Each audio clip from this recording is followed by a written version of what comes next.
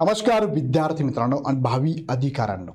मी अधिकारी याच्यासाठी म्हटलं की गेल्या कित्येक वर्षापासून तुम्ही खूप चांगला अभ्यास केलेला आहे आणि या कित्येक वर्षांचा अभ्यास इज इक्वल टू 1 तास. मी 1 तास का म्हटलंय?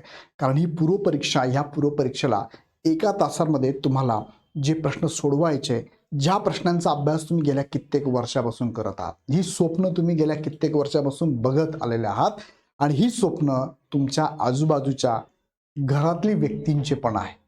मग त्याच्यासाठीच तुम्हाला म्हणतो की आता हा 1 तास तुम्ही प्रॉपर वापरा. हा शेवटचा दिवस आहे.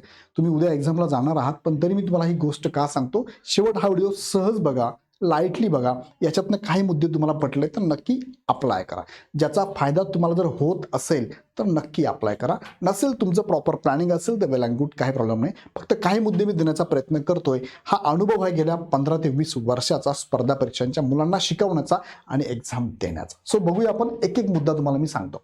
पहिलं बघा, तुमचा पहिला अटेम्प्ट आहे की लास्ट अटेम्प्ट आहे, ह्या गडबडीत राहूच नका. या गोष्टी तुम्ही सोडून द्या. मला पहिलाच अटेम्प्ट आहे मग लाईटली घ्या, माझा शेवटचा अटेम्प्ट आहे मग असं असं करा. तुम्ही लक्षात घ्या, शेवटचा असो की पहिला असो, ज्याला सिलेक्ट व्हायचं ना त्याचा ठरलेल्या गोष्टी असतात.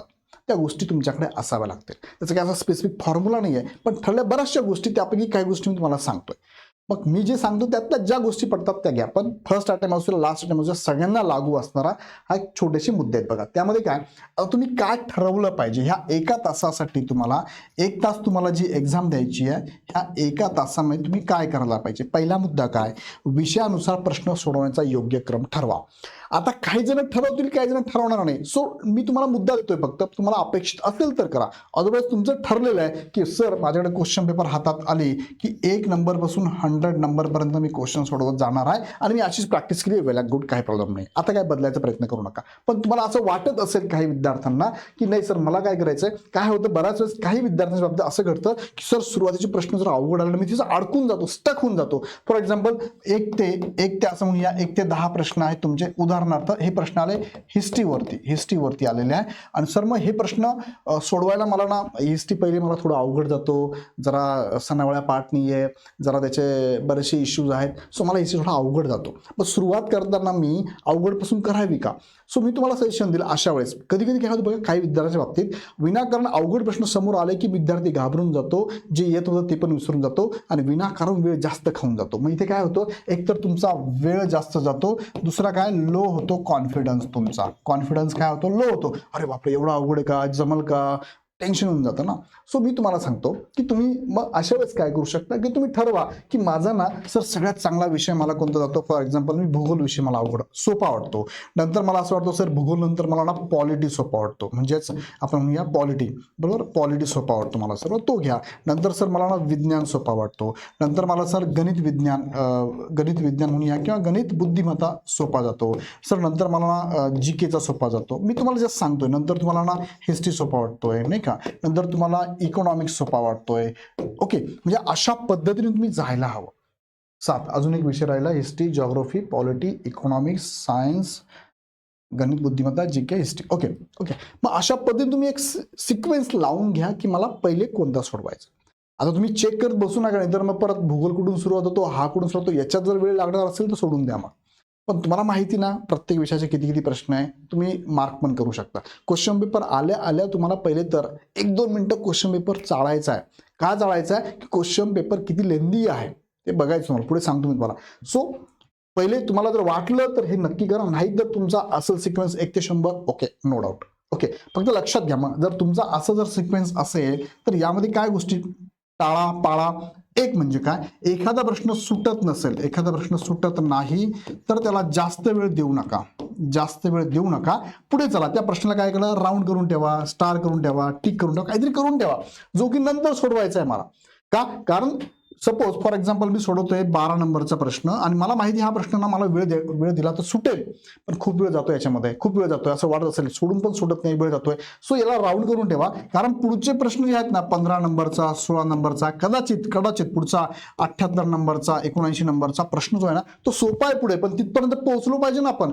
कदाचित 95 नंबरचा, 96 नंबरचा सोपा आहे, तिथपर्यंत पोहोचलो पाहिजे ना. तिथपर्यंत पोहोचलोच नाही, इथेच अडकून गेलो तर नंतर क्वेश्चन पेपर जेव्हा आपण पाहतो, अरे यार पुढे जायला पाहिजे होतं, पुढे तर सोपं होतं, मी पुढे गेलोच नाही, पुढचा प्रश्न केलाच नाही, टाइम गेला माझा, टाइम पुरलाच नाही मला, असं होऊ शकतं. सो याच्याबद्दल तुम्ही कॅल्क्युलेशन करा की एखादा प्रश्न सुटत नसेल त्याला राऊंड करून पुढे पुढे चला. म्हणजे त्यातली त्यात मी अजून याला अजून थोडं सोपं करून सांगू तुम्हाला. पहिले काय सोडवायचंय, जे तुम्हाला जमतात, इझी सब्जेक्ट आहे, इझी प्रश्न आहेत, इझी विषय आहेत ना, हे जे सुटतात तुम्हाला, सुटणार आहे ते सोडवा. मी सपोज जॉग्राफी घेतलं, मग जॉग्राफीचे सगळेच प्रश्न सुटतील का? नाही, त्यापैकी कदाचित 7 प्रश्नापैकी 2 जमतील, ठीक आहे ना, पुढे चला. म्हणजे प्रत्येक विषयाचे प्रश्न कसे तुम्हाला इझी, त्यानंतर मिडल आणि डिफिकल्ट लेवलचे, बरोबर, मॉडरेट म्हणूया आपण त्याला, इझी, मॉडरेट आणि डिफिकल्ट लेवलचे. सो ऍटलिस्ट प्रत्येक विषयाचे इझी तर जमले पाहिजे तुम्हाला, मग मॉडरेटचा प्रयत्न करा आणि सगळ्यात शेवटी डिफिकल्ट लेवलचे प्रत्येक विषयाचे असणार तुम्हाला. सो त्यानुसार तुमचं प्लॅनिंग असावं, लक्षात घ्या.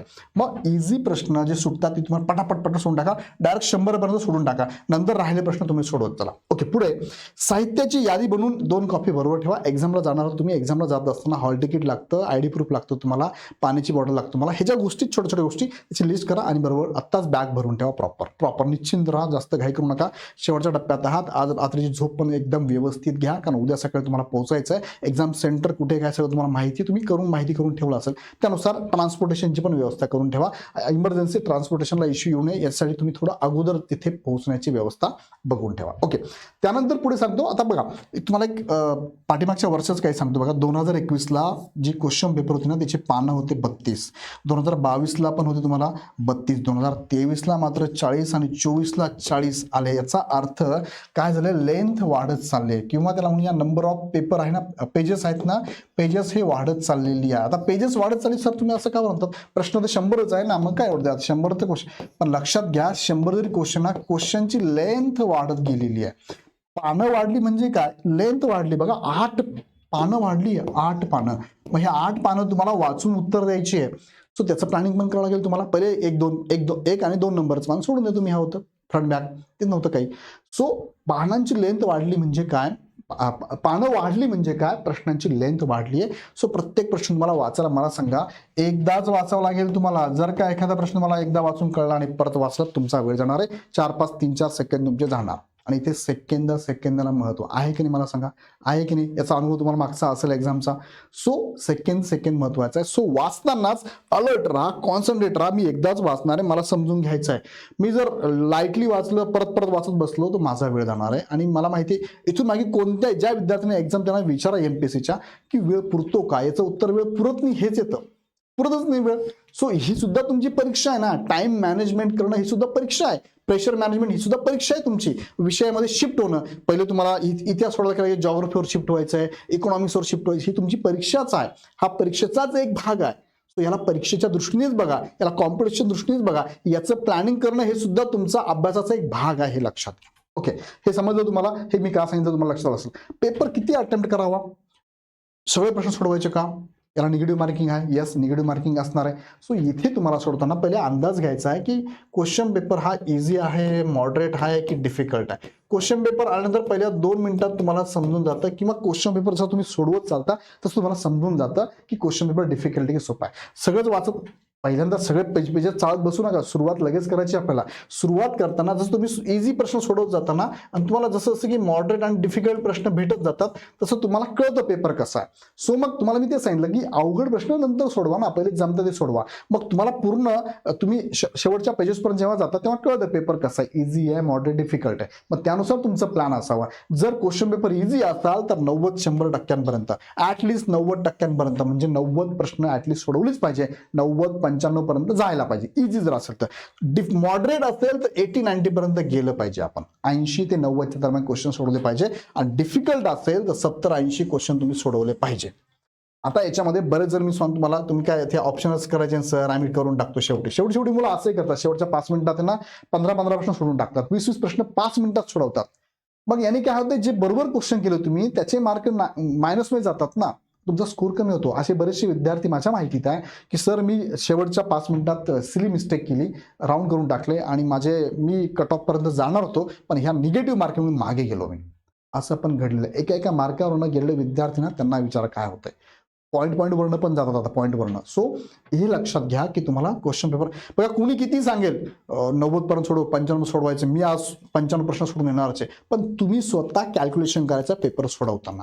म्हणून सगळा पेपर वाचत बसू नका मग कॅल्क्युलेशन अरे इझी की डिफिकल्ट कसं समजा तुम्हाला इझी की डिफिकल्ट सगळ्यांना काय माहित नाहीये, तुम्हाला काय वाटतंय इझी डिफिकल्ट आहे. सो तुम्ही सोडवत असताना एक एक प्रश्न सोडवत जाताय, अवघड प्रश्न नंतर सोडणार, अवघड प्रश्न नंतर इझी सोडवत चालला, तुम्हाला कळतं ना अरे किती मला डिफिकल्ट वाटले किती मॉडरेट वाटले मला, त्यावरून अंदाज येतो आणि त्यानुसार क्वेश्चन पेपरमध्ये किती प्रश्न सोडवायचे हे तुम्हाला ठरवावं लागणार आहे. आणि अजून एक मुद्दा मी तुम्हाला सांगतो, हे जनरल मुद्दे म्हणजे हे सगळे मुद्दे लक्षात घ्या. सूचना व्यवस्थित वाचा, तुमच्याकडे प्रिव्हियस इयर क्वेश्चन पेपर असेल सूचना व्यवस्थित वाचा. नंतर प्रश्न एकदाच आणि लक्षपूर्वक व्यवस्थित वाचा. मी तुम्हाला मगाच सांगितलं तेच आहे. लक्षात ठेवा आपल्याला 100 मार्क नको आहे, आउट ऑफ मार्क नको आहे, आपल्याला आपल्या कॉम्पिटिटरच्या पुढे मार्क पाहिजेत. सो मग इझी मॉडरेट डिफिकल्ट त्यानुसार तुम्हाला प्लॅन करायचा आहे. आन्सर लगेच राऊंड करा. बरेच विद्यार्थी काय करतात, एकाचं आन्सर 3 आहे ना नंतर देऊ आपण, क्वेश्चन पेपर असं टिक करतात, नाही ते लगेच द्या. होतं काय माहिती का, ही सुद्धा सिली मिस्टेक 100 मध्ये एका विद्यार्थ्यात झालेलं आहे. काय झालेलं आहे, त्यांनी क्वेश्चन पेपर सोडवत असताना काय केलंय, एकाचं 3 टिक करून ठेवलं होतं, सगळे केले आणि नंतर त्याला राऊंड करायचं होतं, पण चुकून काय झालं, एक सिक्वेन्स आपल्या शर्टची बटन जे असतं ना, एक होल जर चुकलं तर पुरं चुकून जातं.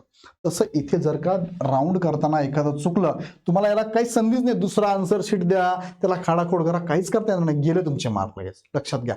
सो प्रश्न सोडून झाला, सपोज 10 नंबरचा प्रश्न आहे, 2 ऑप्शन आहे, 2 वर टिक करायचे मला, लगेच करून टाका. त्याला वेळ कशाला पुढे झाला होता. बघा तुमचं प्लॅनिंग कसं आहे. हा काही मुलांचं प्लॅन असं, सर मी टिक करत होतो नंतर करणार आहे, एकदा जर चुकलं बटनाचं खाली वरतं मग गडबड आहे, ते लक्षात घ्या. पुन्हा वाचत बसू नका. एखादा प्रश्न खूप सोपा आहे, खूप आनंद झाला, अरे वा हा मस्त प्रश्न आहे, परत वाचू वेळ नाहीये आपल्याकडे. अरे असं बघायला सुद्धा वेळ नाही, 1 सेकंद जाणार तुमचा, वर बघायला वेळ नाही, 1 सेकंदला महत्व आहे. एकदा क्वेश्चन पेपर आणि तुम्ही 1 तास फक्त तुम्ही क्वेश्चन पेपर, बाकी जग काहीच माहित नाही मला, तेवढंच तुम्ही जर कॉन्सन्ट्रेट केलं तर ह्या एका तासात तुम्हाला चांगला स्कोर करता येईल. जास्त विचार करत बसू नका. विषयानुसार प्रश्न सोडवायचा जर प्लॅन केला असेल तर तो प्लॅन नुसार फॉलो करा. त्यानंतर तुम्हाला सांगतो, हॉलमध्ये जाताना ह्या गोष्टी बरोबर ठेवा. 2 पेन व्यवस्थित ठेवा, बॉल पेन ठेवा, राऊंड करता येईल असे ठेवा, ज्याला समोर बॉल असतो पटकन राऊंड होतो. आता नवीन घेऊ नका, नवीन जर घेणार असाल त्याला एकदा यूज करा, चांगला यूज करून घ्या, यूज टू झाला पाहिजे तो. हॉल तिकीट बरोबर ठेवा, ओरिजिनल कॉपी, कलर प्रिंट बरोबर ठेवा, त्याच्या 2 झेरॉक्स बरोबर ठेवा, पेन्सिल रबर शार्पनर बरोबर ठेवा, रुमाल, पाणी बॉटल, एनर्जी ड्रिंक जर तुम्हाला काही घेता आलं, लिंबू पाणी पण चालतंय, तुम्ही बरोबर घेऊन जाऊ शकता. बाहेर शक्यतो खाणं टाळा. घड्याळ बरोबर असेल तर घड्याळ घेऊन जा, साधं घड्याळ, डिजिटल चालणार नाहीये. आधार कार्ड बरोबर ठेवा, त्याची झेरॉक्स पण बरोबर ठेवा, प्रत्येकाच्या 2 कॉपी या सगळ्यांच्या बरोबर ठेवा. हे सगळे बरोबर घेऊन जा. हॉल तिकीट आणि तुमच्या ID कार्डमध्ये जर डिफरन्स असेल, म्हणजे मुलींच्या बाबतीत वेगळं असतं, हजबंडच्या बाजूचं हॉल तिकीट असेल आणि फादरच्या बाजूचं ID कार्ड असेल तर त्याला तुम्हाला जे डॉक्युमेंट लागतं म्हणजे गॅझेट किंवा मॅरेज सर्टिफिकेट ते पण बरोबर ठेवलं पाहिजे आपण. हॉलमध्ये उत्तरपत्रिकेवर माहिती व्यवस्थित भरा, परीक्षेचं नाव, रोल नंबर, प्रश्नसंच नंबर, सिरीज कोणती तुमची ABCD सही, हे तर सर्वांनी अगदी प्रॉपर करा. कारण हे जर नाही प्रॉपर तर पुढे काही करा, किती एफर्ट्स घाला, काही उपयोगाचे नाही. सो पहिल्यांदा तुमच्याकडे आन्सर शीट जेव्हा येते त्या आन्सर शीटवरती पूर्ण माहिती प्रॉपर भरलेली आहे का चेक करा. याला वेळ मिळतो तुम्हाला सुरुवातीला. सो ही माहिती प्रॉपर भरा. 100 मध्ये 1% विद्यार्थी दरवर्षी असं होतं की सर माझ्याकडनं ना रोल नंबर टाकायचा राहून गेला, सर माझ्याकडनं ABCD टाकायचं राहून गेलं, सर प्रश्नसंच नंबर टाकायचा राहून गेला.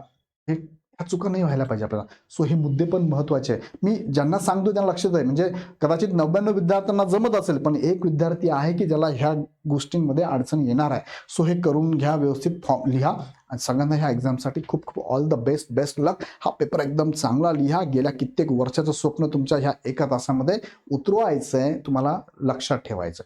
सो विद्यार्थी मित्रांनो, हा छोटासा व्हिडिओ तुमच्यासाठी होता. सो शेवटी जाताना हा व्हिडिओ बघा, तुमच्या मित्रांना शेअर करा आणि उद्याचा पेपर खूप चांगला द्या. सगळ्यांना इग्नाइट अकॅडमीकडनं ऑल द बेस्ट.